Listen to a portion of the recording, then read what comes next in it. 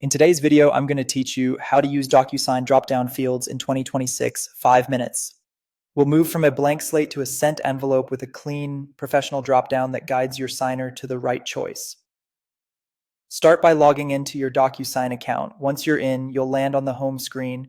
Click Start and upload your document. You can drag and drop a file or browse your computer. PDFs and Word documents work well. Make sure your document is finalized before tagging, since changing the file later can force you to redo fields.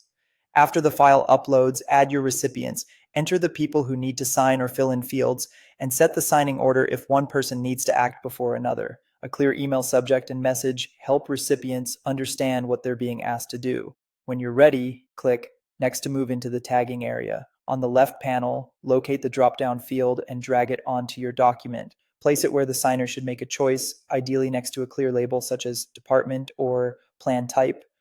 Check the recipient selector at the top. The dropdown must be assigned to the correct person indicated by their color. You can resize the field so it fits the layout and use alignment guides to keep things neat. With the dropdown selected, click Add Dropdown Options. Type each choice exactly as you want it to appear. Keep options short, consistent, and unambiguous. If helpful, include a first option like select an option to prompt action. Avoid duplicates and overly similar wording that could confuse signers. If your list is long, group related items or use clear naming to make scanning easier. Decide whether the field should be required, toggle required field on to make a selection mandatory. Use this when the form can't be completed without that information. Leave it off if the choice is truly optional. Next, add a tooltip. This short description appears when the signer hovers over the field and is great for clarifying what each choice represents or how the choice will be used. Keep tooltips concise and friendly.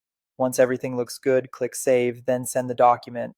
Review the subject and message one more time and send it out. Your recipients will receive the envelope, and the dropdown will guide them to choose the correct option without guesswork.